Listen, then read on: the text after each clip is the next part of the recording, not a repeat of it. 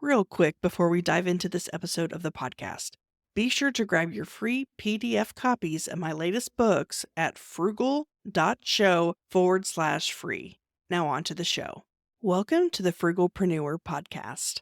I am your host, Sarah St. John.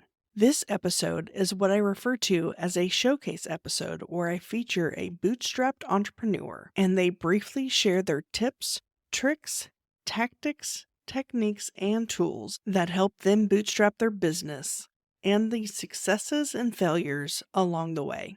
My hope is that each of these showcase episodes will provide at least one valuable takeaway that you could implement right away in your own bootstrap business journey. Now on to the episode. Hello, my name is Kyle Hanna, and thank you for the opportunity to share. So I will just get right into it.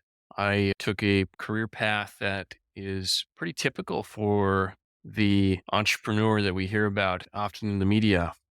Got fired from my job, knew that running my own business was definitely my future, and I got into digital marketing. In fact, I remember the exact moment of typing into Google, what can a single guy do from home with little to no money? And through my own research, that's how I stumbled upon affiliate marketing and got immersed in the world of online digital advertising and how to run marketing campaigns on behalf of companies as an affiliate, and spent 2 years in that space, and then parlayed that into an e-commerce opportunity in 2009, and then eventually sold that business, myself and a partner of mine. And I was very intrigued by the customer support outsourcing business model, having shopped around and looked at several different vendors in the space during the time of our rapid growth in the e-commerce business, and made the decision to start my own outsourcing company that was known as Performtel in 2010, and grew that company to just around 6 million a year in revenue, and at our peak 250 employees, which was a multinational. Had employees in the Philippines, had employees here in the United States, in Minnesota. We had two large offices in Minnesota, and then also a third office in India. And then we acquired callcenter.com in 2015, and in 2017 that industry went through significant changes.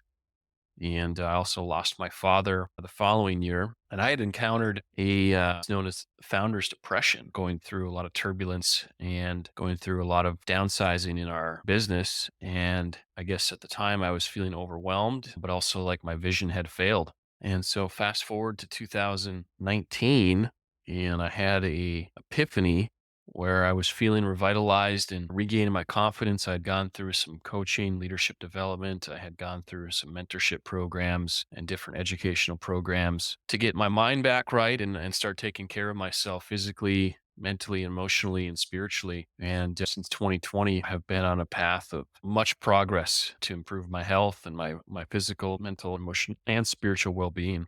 It's been a great experience. Today, I lead an organization with a mission for second chance employment.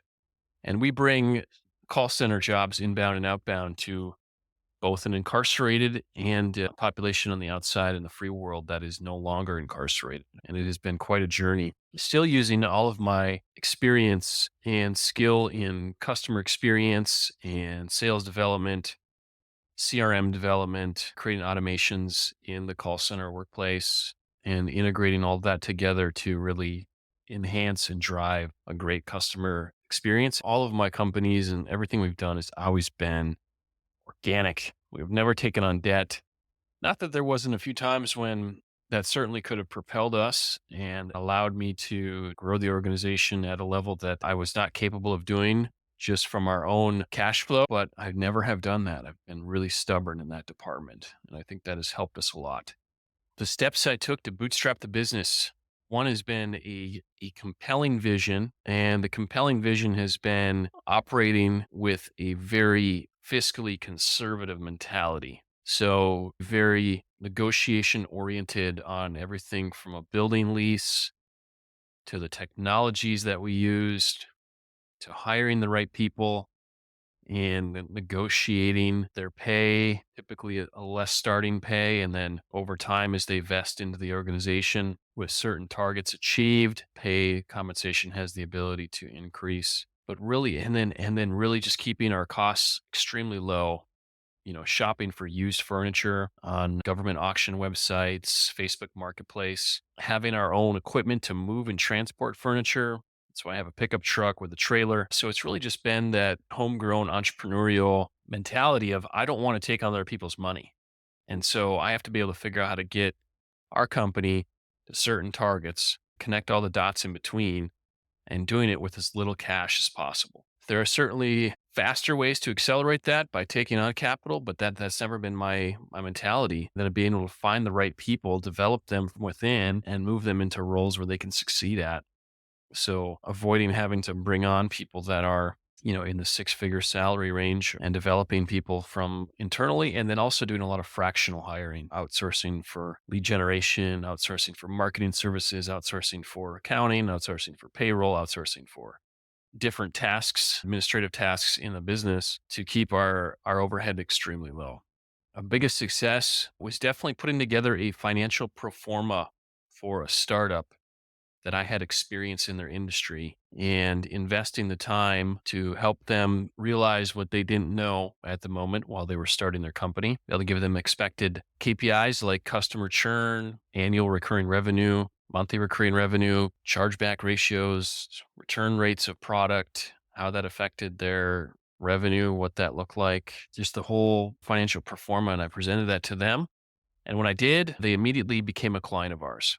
That company quickly grew. Within 2 years, they were over 50 million a year in revenue. It was an exciting journey and we were there to support them the whole entire way. And that also grew our business from, 3 million a year to 6 million a year in revenue because of that massive increase in volume from their accounts. Biggest failures, there are many of them, including going into self-preservation mode, which was a personal decision where I had accumulated what I believed was a lot of wealth.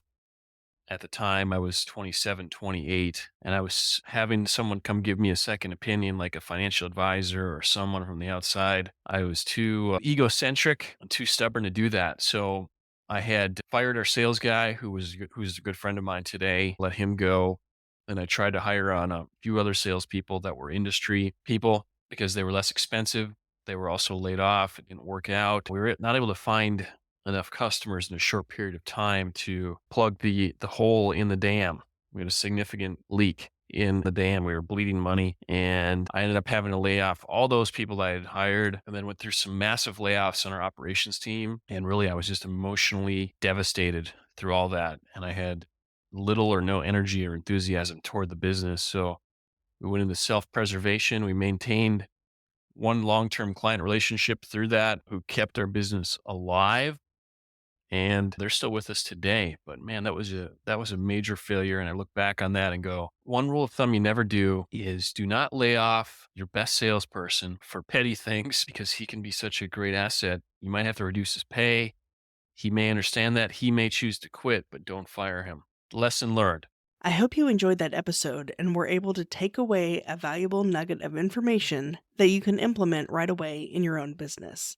If you feel your story would be valuable for the listeners of this show, please visit frugal.show/guest. Thank you so much for listening to this episode. If you haven't already, don't forget to grab your free PDF copies of my latest books at frugal.show/free. Until next time.